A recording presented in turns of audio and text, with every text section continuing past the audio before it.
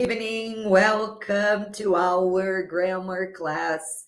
Tonight we're going to talk about different grammar topics, and I'm going to start with uncountable and countable nouns. Then I'm going to talk about past perfect, about the future perfect continuous, the future continuous as well. So stay here with me. We're going to learn a lot. This is a class in which I'm going to teach some advanced English. Pessoal, boa noite. Eu vou explicar para vocês como vai ser a aula de hoje em português, mas a aula vai ser em inglês. Hoje nós vamos ter uma aula de inglês de nível avançado. Então, pessoal da super turma que está chegando, não se espantem, tá? Tirando a parte de countable e uncountable nouns, eu vou entrar numa parte de inglês mais avançada, porque eu vou gravar essa aula para incluir no curso de vocabulário, de gramática, tá? Então, vocês vão ter acesso a esses conteúdos tanto no curso de gramática e também quem mantiver o link vai ter acesso à aula sempre. Mas nós vamos começar com countable e uncountable nouns, depois nós vamos evoluir. Countable e uncountable nouns não é um tópico gramatical muito difícil, apesar de que eu vou ensinar de uma forma mais avançada aqui, um pouquinho mais avançada, mais IELTS, digamos assim, mas depois nós vamos entrar assim no nível, como dizem os jovens por aí, boladão, tá? De gramática, vamos ver past perfect continuous. If you have any questions, you can send me your questions. You can talk to me. The chat will be available. Alrighty. So, and our class will be 100% in English. 100% in English. If you don't understand something, please let me know and I will stop and explain. But let's start. Who is here with me? Hello, Marcondes. Good evening. And I'm glad you were here already. So let's start. Deixa eu só parar um pouquinho de tremer aqui a câmera, gente, que eu vou gravar. Okay. So now we're going to talk about countable and uncountable nouns. And in this class, now we're going to talk about countable and uncountable nouns. And in this class, I'm going to show you some very common uncountable nouns. Some of these nouns are countable in Portuguese, but they are uncountable in English. So this means trouble.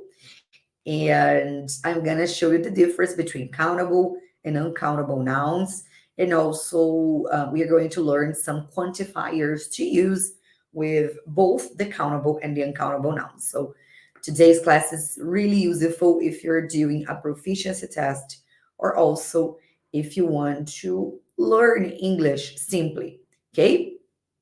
So when we think about countable nouns, it is obvious that we are thinking about things and objects and people also, right? That we can count. We can always count people, thank God.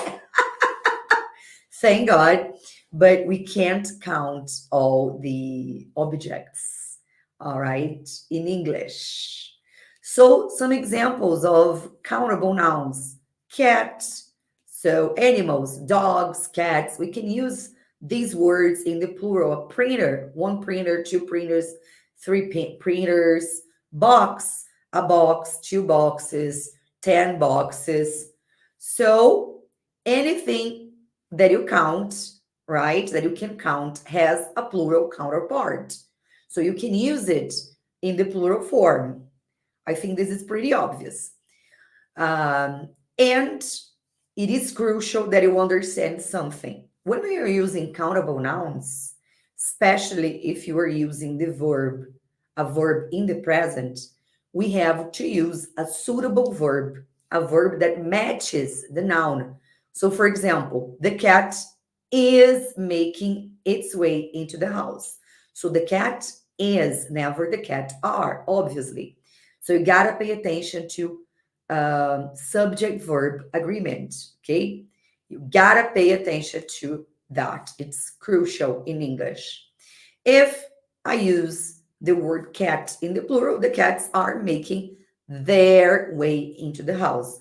So not only do I have to pay attention to the verb, but also to the pronouns that I use. So, for example, when I said the cat, I said its way because the cat, it. And the cats, I use it there because the cats, they, right?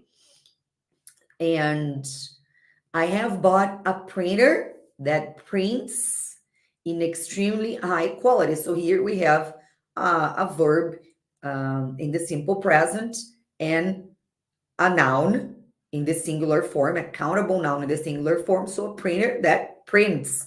So we need to add s to the verb in this situation. If we're talking like about a third person subject, all right?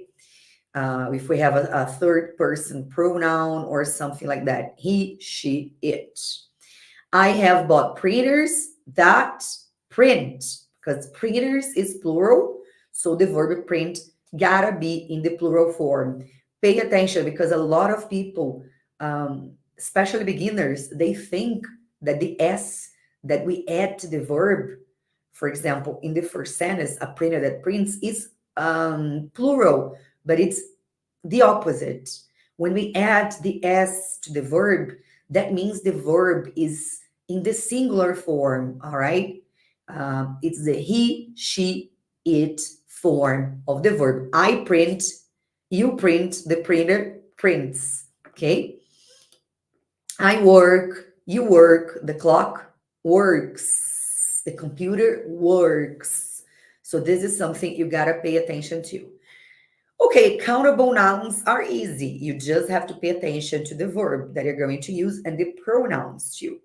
But now we're going to complicate it because in English and in Portuguese and any language, actually, there are uncountable nouns. So a noun is uncountable when we can't precise its quantity. All right, so there isn't a plural counterpart. So some examples of uncountable nouns in English are the words information. So, information is countable em português. Em português, we say informações. Eu tenho algumas informações para compartilhar com você. But in English, it is uncountable. All right? So, I have some information to share with you. The word advice in English is also uncountable. My mother gave me some really useful advice. Not my mother gave me some useful advices. News. And news is a word that ends in S. So it's really confusing. It's difficult for us to remember that we cannot count news. Notícia, gente. In English, it is singular. It is actually uncountable. And we have other words that are obvious, like water, traffic in Portuguese. We don't say tráfegos, we say tráfego. O tráfego está sempre ruim na cidade de São Paulo. We don't say os tráfegos estão ruins, right? We say traffic. But equipment is also another word that in Portuguese is countable, equipamentos, but in English, equipment. All right, we need to buy new equipment to the factory. Knowledge is another word that is countable in Portuguese, but uncountable in English. In Portuguese, we say conhecimentos, but in English, we don't say knowledges, we say knowledge. I want to share my knowledge with you. Furniture is also countable in Portuguese, but it is countable in English. Luggage, homework, and research too. These are all uncountable nouns in English. That doesn't mean that sometimes native speakers don't use these words in the plural form. They do. It's not grammatically correct, but they do. For example, I've seen the word furnitures being used by furniture stores, by like furniture factories, but it's not grammatically accurate. If you're taking a proficiency exam, if you're writing a report, if you're writing an assignment to college, then use all these words in the singular form, especially the word research. That is a word that students tend to use in the plural form a lot. If you want to use the word research in the plural form, you can use studies. There are studies showing that using screens all the time is harmful to your mental health, for instance. So you can use studies instead of research. It is also possible to use a piece of, pedaço de, né? Uma partezinha de. For example, I have two important pieces of information to share with you. My boss gave me two important pieces of advice. We can also use piece with equipment, with furniture. Yeah, basically information, advice, news to pieces of news to, and furniture. I would say like you can use a piece of, okay? And a very important tip, abstract nouns are usually uncountable. I won't say they're always uncountable, but they are usually uncountable. So, for example, courage, we don't say courages. Happiness, we don't say happinesses, right? Even em português, we don't say felicidades. A não ser quando a gente está desejando assim, parabéns, felicidades ao casal, right? As pessoas usam assim. But in English, it will always be singular, all right? Happiness, wisdom, beauty. Em português, eu sei as belezas, as diferentes belezas da mulher brasileira, ou as diferentes belezas naturais. But in English, beauty. Beauties maybe will be used informally, but not usually, okay? So all abstract nouns, almost all abstract nouns, let me rephrase that, will be uncountable. So in IELTS, if you're using an abstract noun, you got to be careful. If you're using an abstract noun, if you're taking any other proficiency exam, be careful. Don't use it in the plural form. And also, a lot of different kinds of food are uncountable. For example, rice. You cannot count rice, okay? So if you're thinking about the substance or the material, it means the word is uncountable. For example, flour. Flour is uncountable, right? Flour, rice, sugar is also uncountable.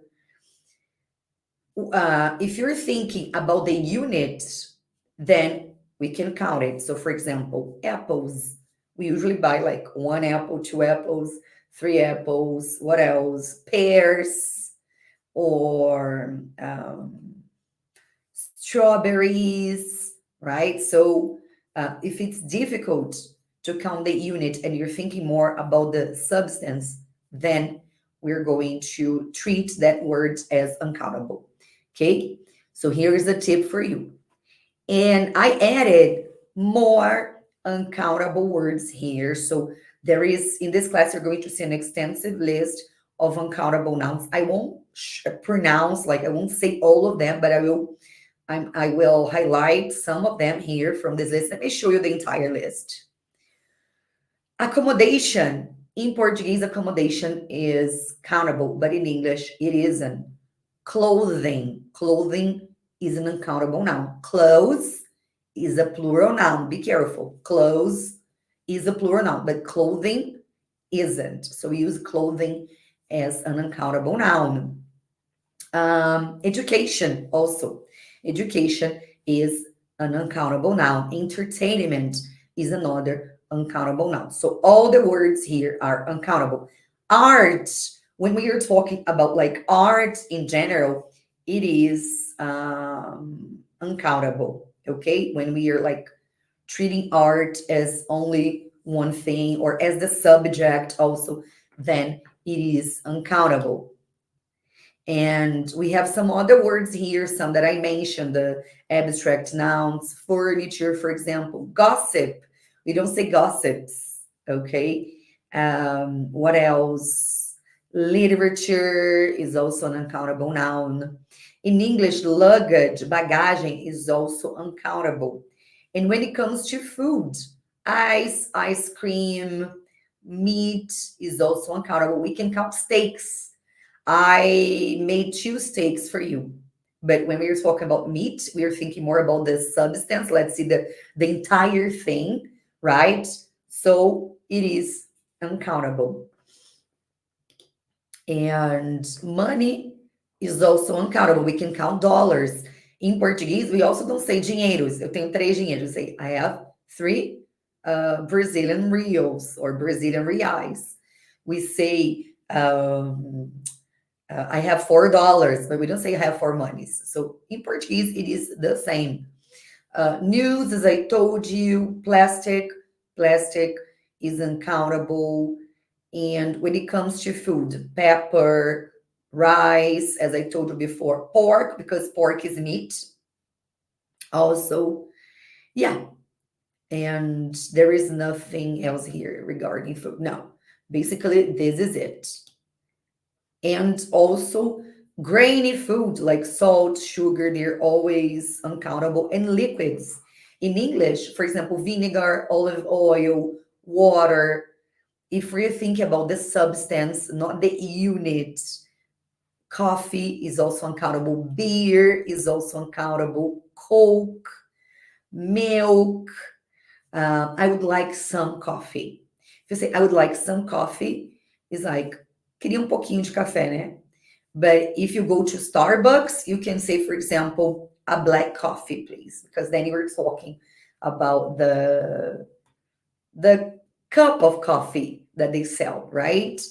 So, or you can also use cups, 2 cups of coffee, but it's totally normal and okay in real life to say a coffee, please. Or you go to a bar with a friend, you talk to the bartender and you say 2 beers, please.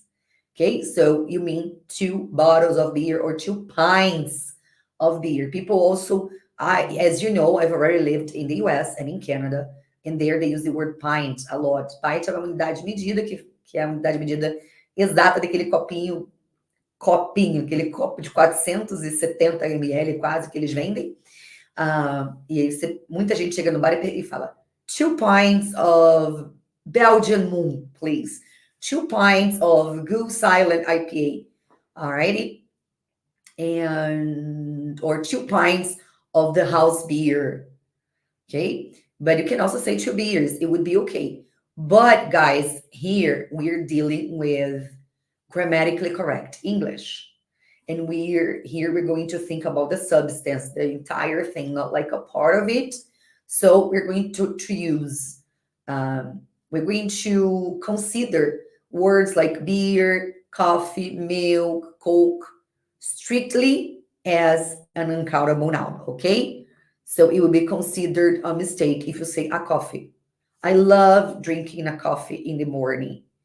More naturally, people would say, I love drinking coffee in the morning without specifying if they're drinking a cup or whatever. Okay, but it wouldn't be wrong in an everyday context. And we can obviously count or specify the quantity of something that is uncountable by using some structures. And we can also do the same with countable things, right? We can say that we have some apples, an apple, or many apples, a lot of apples. So I'm going to teach you some quantifiers here. So these quantifiers that I'm showing you here on this page, they can only be used before uncountable nouns. So for example, do you drink much coffee during the day? Probably that's why you're having problems to sleep. Okay. A little. I drink just a little coffee in the afternoon. A bit of. I drink just a bit of coffee or a little bit of coffee in the afternoon. A great deal of. A great deal of means a lot. Okay. She has a great deal of trouble to solve. In a large amount of. We have some examples. I'm going to show some other examples later. And some quantifiers, they can only be used before countable nouns. Many. I have many friends in Canada. I miss my Canadian friends, my Brazilian friends in Canada. And I have a few apples in the fridge. A number of. There are several people at the protest. A great number of and a large number of. Now, let me show you something that I may have missed. A large amount of. A large amount of, guys, can only be used with uncountable nouns. Many people, many people make this mistake. There is a large amount of cars parked outside the street, outside the building. The street, no, the street is always outside. There is a large amount of cars parked outside the stadium.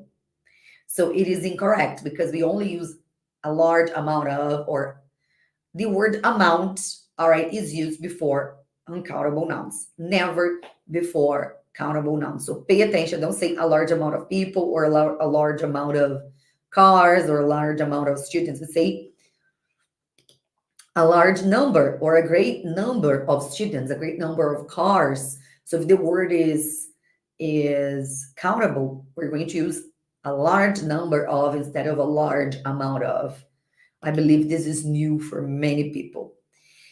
And we have some quantifiers that can be used before countable and uncountable nouns. No, okay. I have no money, or I have no apples in the fridge. None, any, some, a lot of, lots of, and plenty of. So all these words can be used with both countable and uncountable nouns. And here I wrote some examples for you. The employees argued they were just receiving a little help from their superiors. And his job provided him with a great deal of stress. There is a large amount of money still to be paid. So money is uncountable. We use a large amount of with it. It's totally okay. There was no rain down at the beach. Therefore, we managed to have a lot of fun. So remember that a lot of can also be used with countable nouns, okay? And now I'm going to show you some examples of quantifiers being used with countable nouns. We would like to have a few new glasses for our drinks, please.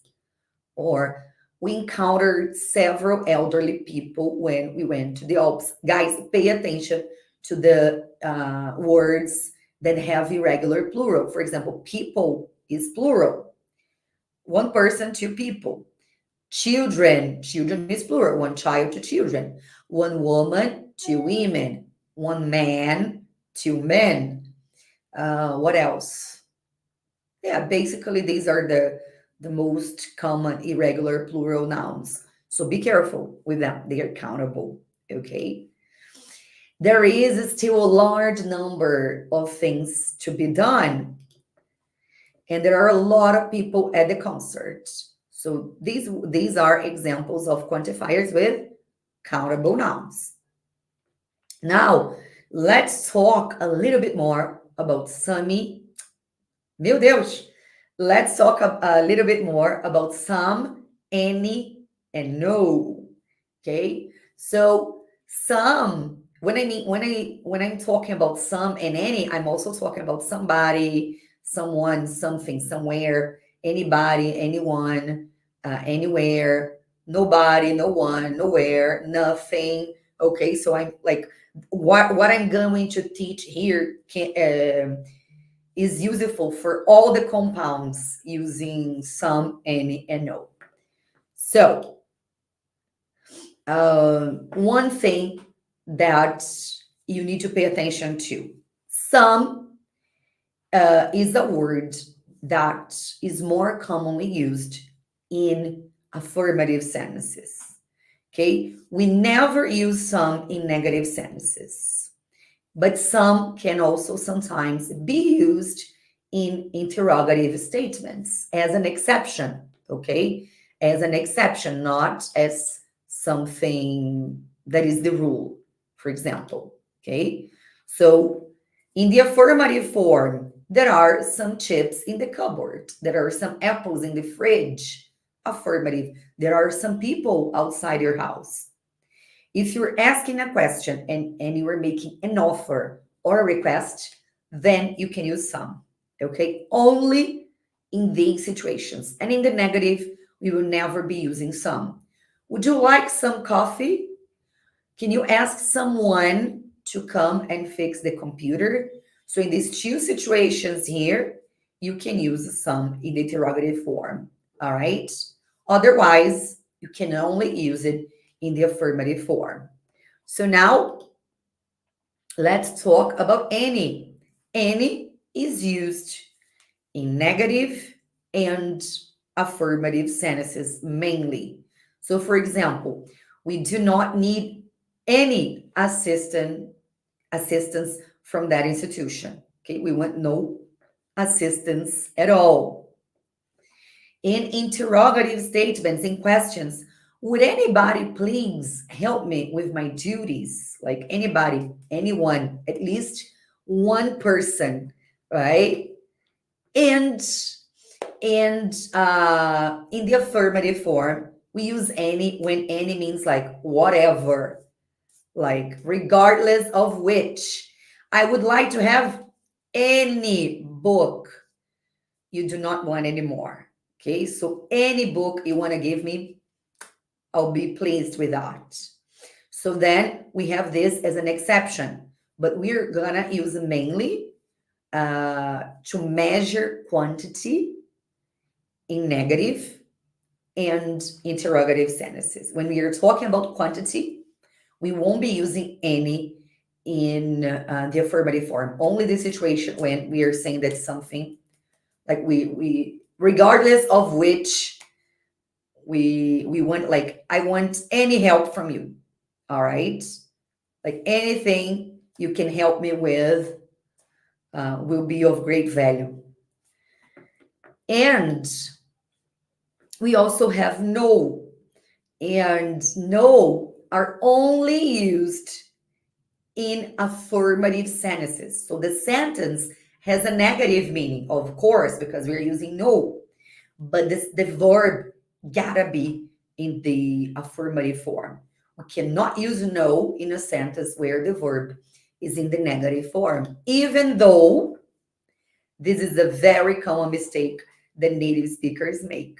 And they sometimes make it on purpose for fun. Young people like double negatives, rappers and pop singers, they like to use the double negatives, but grammatically speaking, it is incorrect. So nobody attended his lecture. So the verb to attend is in the affirmative form. It would be incorrect to say nobody didn't attend his lecture, right? It was nowhere to be found. Like I couldn't find it anywhere. So it was nowhere. It is incorrect to say it wasn't anywhere to be found. And before we move on to talk about containers, that is an important issue when we are talking about countable and uncountable nouns. Let me tell you something. A lot of people ask me about the difference between no and any. And let me just say something here, guys, because I'm sure I included that in this presentation. Mas o slide não entrou. Olha só. Peraí, só um minutinho, gente. Just a New York minute. Slide 46 isn't here. I checked everything before our class. Oopsie. No. Let me just see. Otherwise, I will just explain it. No, it isn't here. Yeah. Okay, slide 46 is just another example, so I will skip it. But let's talk about no and any. Alrighty. We can use any and no in a sentence, and it can like transmit the same message, but we gotta pay attention because when we use any, we need to use the verb in the negative form.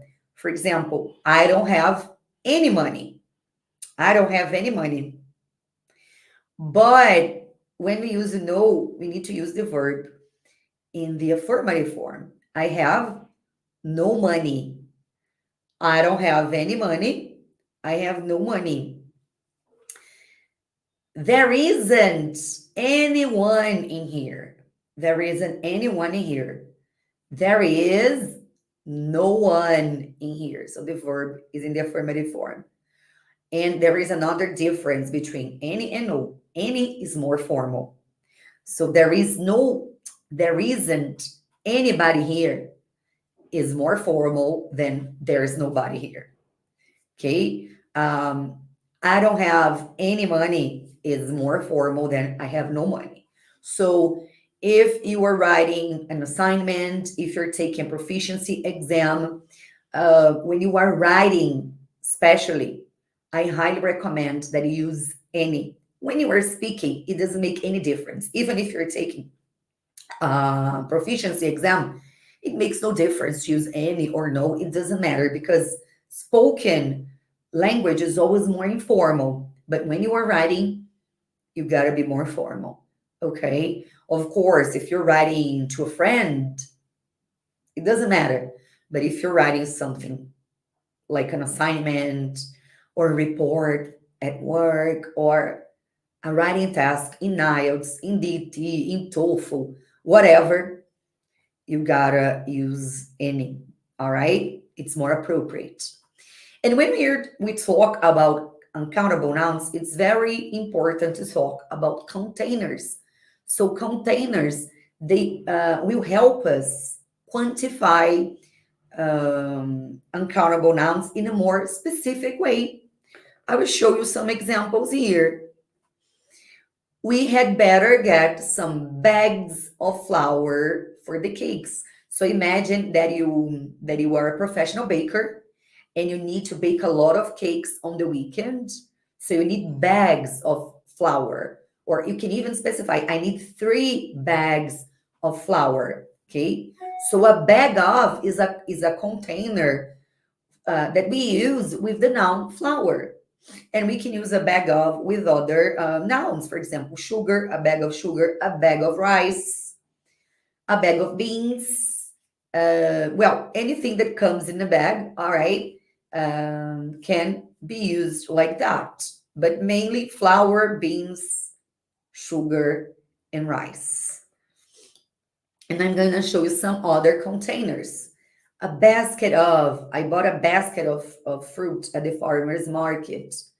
A bottle of wine, a bottle of Coke, a bottle of beer, a box of matches, a box of chocolate, or a bucket. Bucket é balde, a bucket of water, a can of tuna, a can of soda.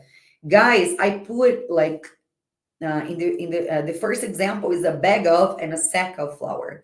A sack of flour is British English. A bag of flour is like American Canadian English. A can of tuna is American English. In the UK, they say a tin of tuna. I don't know if you know the story of the Wizard of Oz, Mágico de Oz, but the name of the one of the characters is Tin Man, o Homem de Lata, Tin Man. Okay? And we say a carton of milk or also a carton of juice. É a caixinha longa vida. In the United States, they sell a gallon of juice and a gallon of milk. Okay, but in Canada, it's not common. A case of beer. In Canada, they say, they have like, I've forgotten how they say it. Mas é as 12 latinhas, eu não vou lembrar agora. Mas eles têm um apelido para o packzinho, tá? Ai, me deu um branco agora. A jar of jam, jar doesn't mean jarra. It's a false friend. Jar é aquele pote de vidro com tampinha de rosquear. Pitcher or jug is jarra. Okay, a jug of juice or a pitcher of juice, a pitcher of beer. In Canada and the United States, they sell beer in pitchers. And a pack of chewing gum, a pack of potato chips, and a tube of toothpaste. Okay, so these are ways of quantifying uncountable nouns in a more specific way, right? In a more like You quantify it. Como é que eu poderia explicar até em português? Né? Um jeito assim de quantificar, mencionando mesmo, né? Para a gente ter uma ideia. Pô, a tube of toothpaste é uma tube of toothpaste em qualquer lugar, né? Seja ela grande, pequena.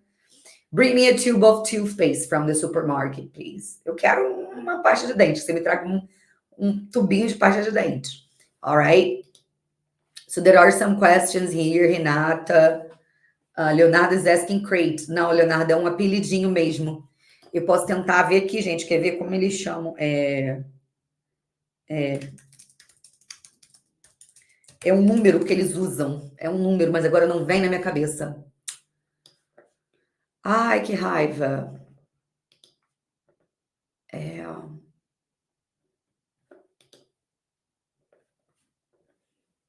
Ai, gente. Pera aí. Eles têm um nome especial. Till for. Till for. Lembrei agora. É óbvio, são as 24, né? Bring me a till for of Molson, tá? É um case com 24 cans of beer. Till for. Bring me a till for of Corona, tá? Eles dizem till for, muito. Por exemplo, às vezes, quando eles convidam você para festa, uma festa, às vezes eles especificam o que você tem que trazer. Às vezes, na maioria das vezes não, mas já aconteceu de um amigo meu canadense falar, like, perguntei para ele, o que eu devo levar para a festa? Ele falou, bring a two for of your favorite beer. Né? Porque não é só você que vai beber, para as outras pessoas também. Léo, assim, deu vontade agora. Yeah. I wish I had some beer here in my fridge to drink, but we don't buy beer. We don't keep it at home. Quinta-feira, nova sexta, né, gente? Dá vontade de tomar uma cervejinha, pra quem gosta. Eu adoro. Adoro Corona. I love it. Amo Corona. Numa praia, né, Léo? Num dia de calor, ela é estupidamente gelada. É muito bom. Bebam com moderação, alright? So don't overdrink, though, guys. But this is it. So I'm done talking about countable and uncountable nouns. And now I'm gonna talk about the past perfect. Okay, so we're gonna talk about the past perfect and the past perfect continuous.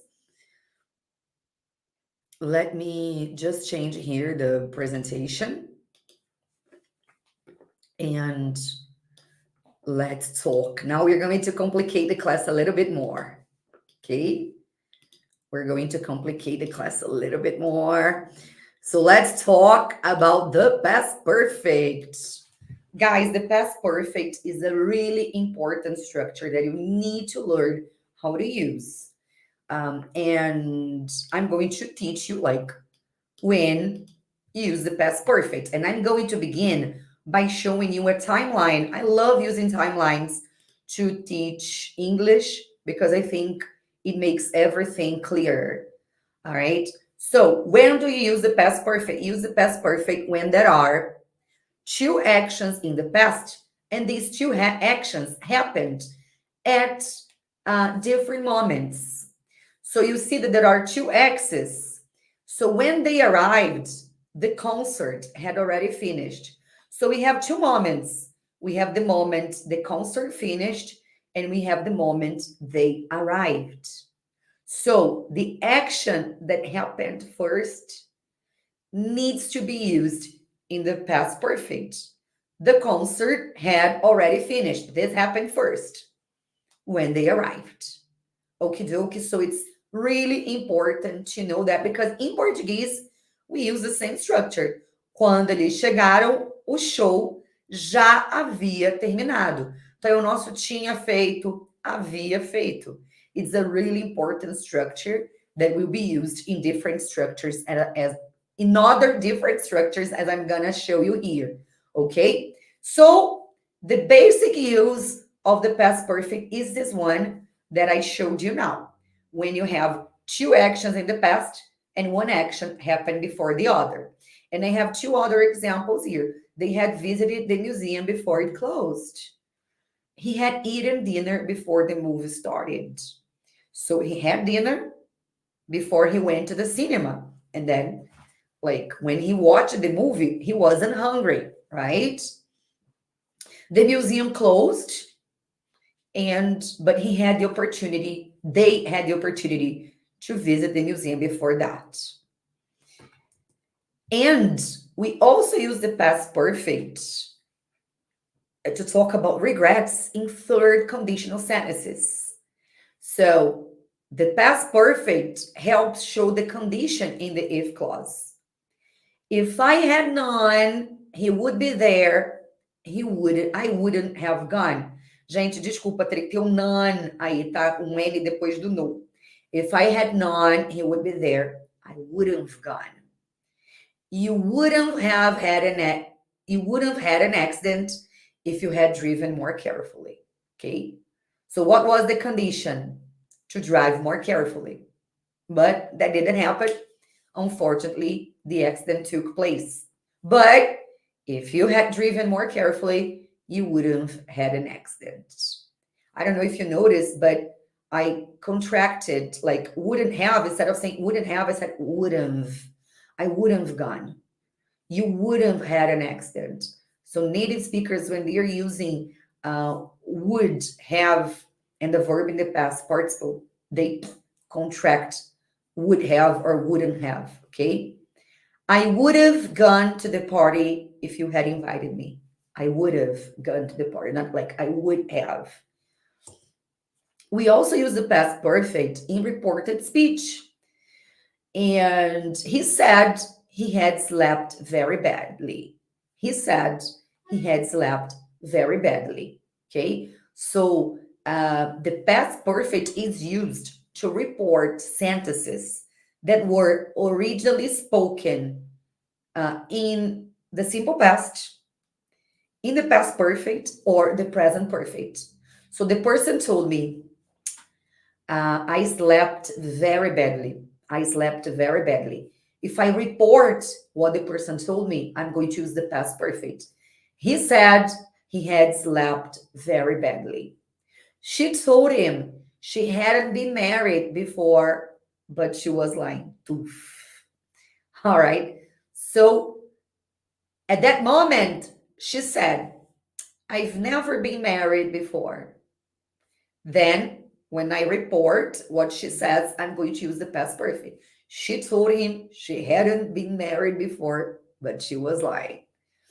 And we also use the past perfect to talk about past regrets in I wish clauses. I wish I had studied harder for the test. I didn't study hard for the test and I failed the test. Or I can also say that I flunked the test. It's like flunk, to flunk means like to fail. He wishes he hadn't lost his mind with his coworkers. He lost his mind with his coworkers, but now he's like that.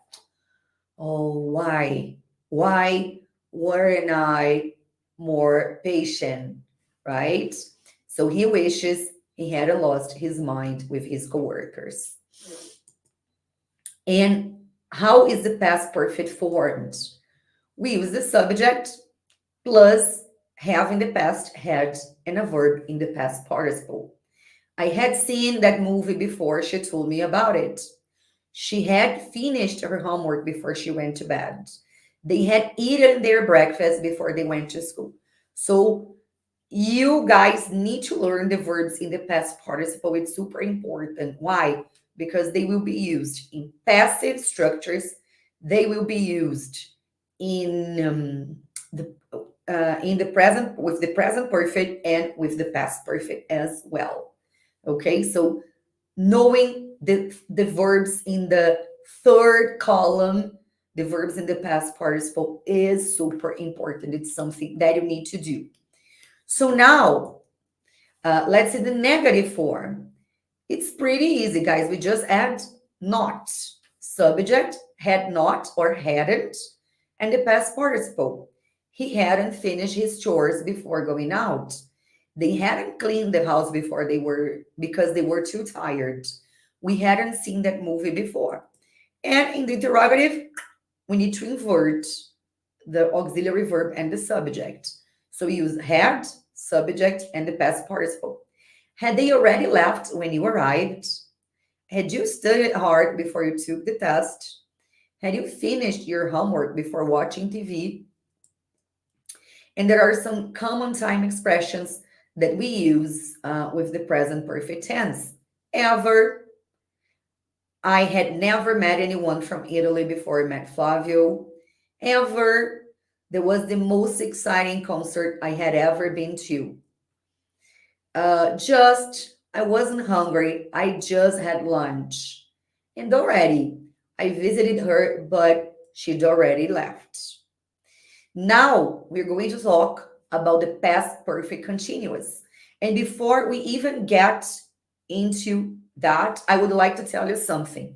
In English, we have verbs in the simple form. For example, I do, I did, I have done, I had done. These verbs, they emphasize the action, all right? The focus is 100% on the action. When we use the simple past and I say, I did all my homework, I'm focusing on the completion of the action. All right. And the same thing when I use the past perfect. When they arrived, the concert had already finished. I'm focusing on the completion of the action. Okay, so we have verbs in the simple form and we have verbs in the continuous form. The continuous form, I'm doing, I was doing, I have been doing, I had been doing, focuses on the ongoing nature of the action. All right. It focuses on how long the action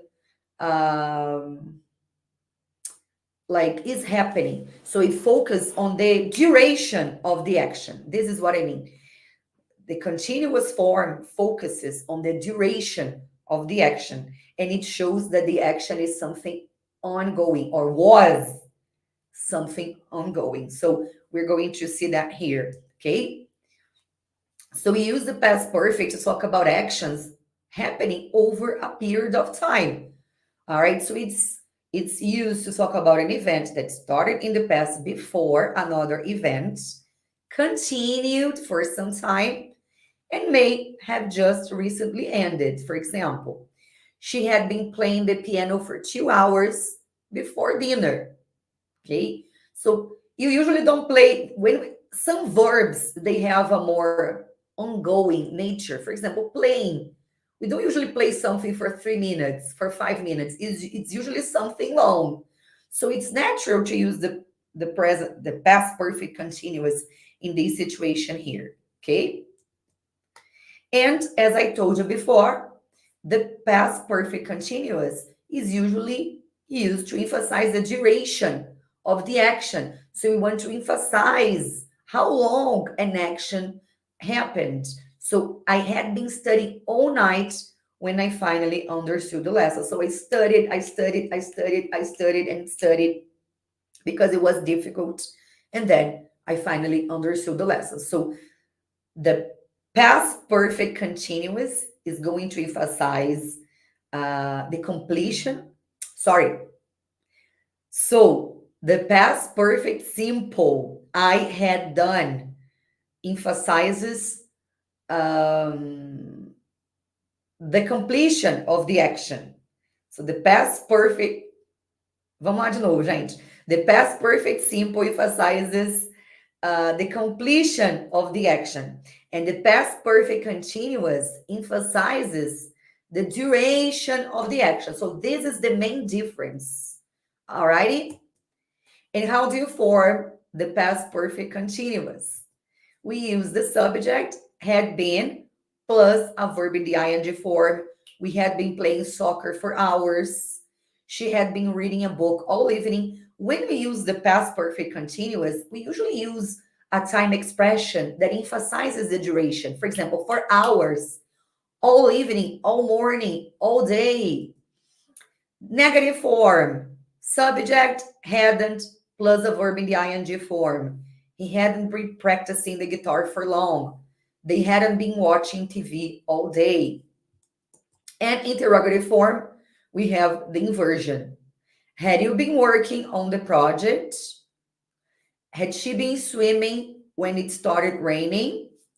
So once you learn the past perfect simple, really learn and absorb it, it becomes easier to use the past perfect continuous. But this is something, guys, that I won't lie to you. You gotta see over and over and over again. And of course, you have to try to use it. All right. Take risks when you are having like a private class. You gotta take risks when you are studying. Write sentences using the past perfect continuous and the past perfect simple and ask ChatGPT, for example, to correct it for you. ChatGPT is a very powerful tool that we have available for us, and it can help us improve a lot our language skills. So I highly recommend that you do that. But now we're going to talk about the future continuous tense. That is probably something new for most of you. So we use the future continuous to talk about an action that will be in progress in the future at a specific time, at a specific occasion. I'll be meeting the board tomorrow morning. Por que que alguns atendentes de telefone no Brasil falam assim? Eu estarei vendo isso para você, senhor. Eu estarei consultando o meu supervisor. Porque os manuais de telemarketing foram mal, né? Vou botar mal entre parênteses aí para abafar o caso, mal traduzidos do inglês, tá? Então, esses manuais lá nos anos 90, quando começou o telemarketing, eles foram traduzidos do inglês e foram mal traduzidos. Então, é por isso que o povo tem mania de falar assim em telemarketing, né? Eu estarei vendo isso para você, eu estarei analisando a situação, eu estarei entrando em contato até sexta-feira, né? Então, é por isso aqui, e vem dessa estrutura. I'll be meeting the board tomorrow morning. I'll be doing that for you on Friday. And as I told you, we use the future continuous in this situation when we are describing an action that will be in progress in the future. So the action will be something ongoing. Tomorrow at 3 p.m., I will be playing soccer. I can't teach you tomorrow at 3 p.m. because I'll be playing soccer. Next month, I will be celebrating my birthday with a party. I'm super excited. At 4 p.m., she will be giving a presentation to her class. And we also use the future continuous to make assumptions about the future or to make predictions. All right, usually based on our opinion. I think he'll be studying all night for the exam. The exam will be really difficult. Based on the weather forecast, it will be snowing next week.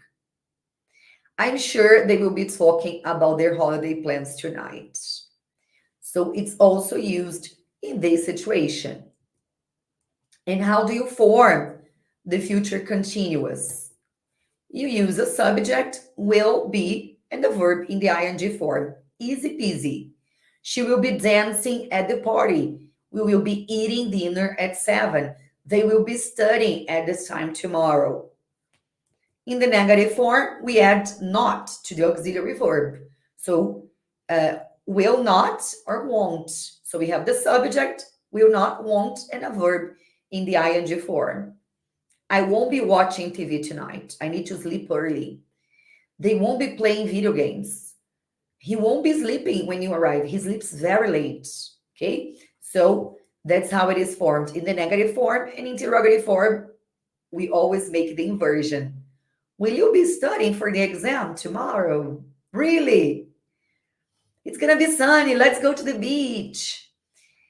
Will they be traveling next week? Will she be dancing for the competition? So this is the interrogative form. And you may be wondering, Soraya, is the future continuous a really common structure? No. We usually use it when we want to emphasize that the action will be in progress in the future. But to be really sincere, going to, will, and other future forms are more common. And if you have problems with future forms, I highly recommend that you take a look at the class about future forms, because talking about the future in English is rocket science. Okay, it is very complicated. I like to say that that future learning how to use the future in English is more complicated than learning how to use the present perfect. So study this lesson about future forms.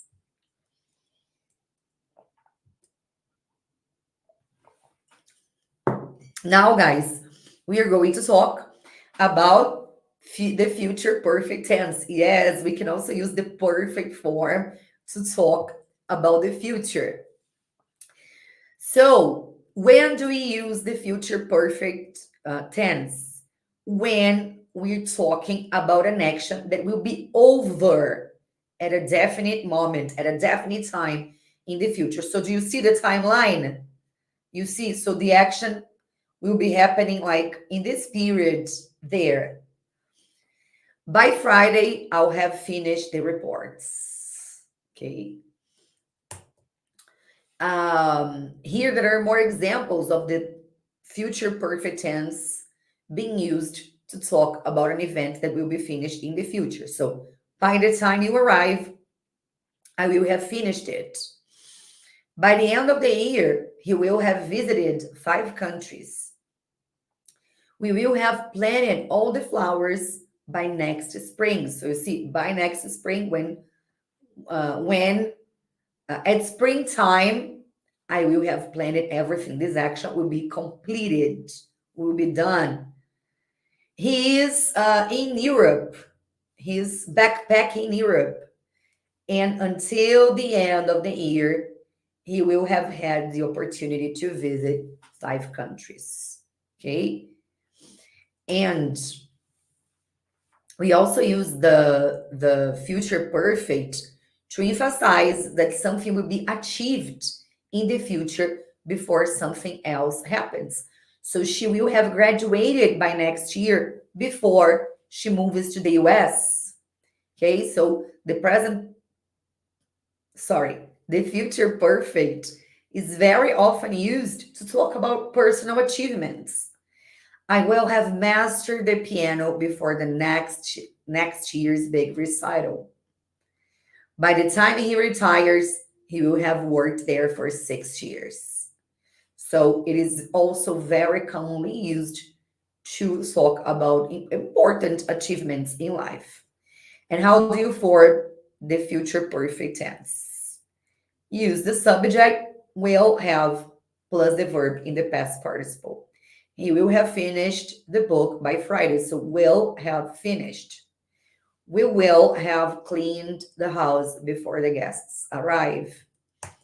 And in the negative form, we use will not or won't plus the past participle as well. I won't have eaten dinner by the time you come.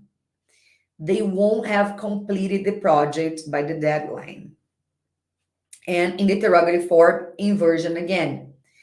Will they have fixed the car before the trip? Will you have read the entire book by tomorrow? I don't believe it. Imagine a father talking to his son or his daughter that started reading the book that the literature teacher recommended like the day before, right? We used to do that a lot when we were kids. Yeah. And let's complicate it a little bit more, but this is like the last part of our class. We're going to talk about the future perfect continuous. So remember something. The simple tenses, they always emphasize the completion of the action. The continuous form always emphasizes the duration of the action. Okay, so the future perfect continuous talks about an action that is in progress and will be over and will be in progress before it will be in progress at a definite moment in the future. So let me repeat that. The future perfect continuous talks about an action that is in progress and will still be in progress at a specific time in the future. He will have been waiting here for 3 hours by 6 o'clock. So take a look at the timeline. There is an ongoing action happening there. So he is waiting now, and he will have been waiting for 3 hours by 6 o'clock. Okay. It's someone at the emergency room. Poor little thing. So we have more examples of the we have more examples of the future perfect continuous here. By the weekend, I will have been working on my company's game changing project for a week. So I'm working on my my company's project now, and I'll still be working uh, at my company's project in the future. So it emphasizes the duration of the action. By the time I graduate, I will have been studying at university for 4 years. So here, the future perfect continuous is being used to talk about a long action, right? That will be happening, will be in progress in the future before something else occurs. By the time I graduate, I will have been studying at this university for 4 years. So it's emphasizing how long you have been studying at that institution. Okay. And how do you form the future perfect continuous? We use will have been plus a verb in the ing form. She'll have been reading the book all night. By 2001, I will have been living in London for 16 years. Gente, era para ser 31, tá? Mas ok.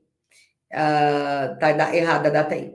Next year, I will have been working here for 4 years. Okay. So this is the affirmative form. In the negative form, easy peasy, just add not to the auxiliary verb, will not or won't. And also a verb in the ing form. I won't have been studying all night next year. No, I hope not. They won't have been cooking for very long. And the interrogative form, we have an inversion. Will, subject, have been, plus a verb in the ing form. Will they have been playing chess for hours? Will he have been using a new computer since Monday? So, guys, I hope you have enjoyed this class. I know it's a lot of new content.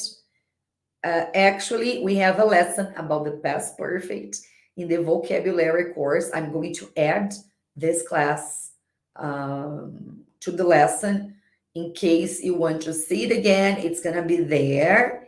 And I will be adding 2 new lessons to the grammar course. I will be adding a lesson about the future perfect simple, the future perfect continuous, and the future continuous.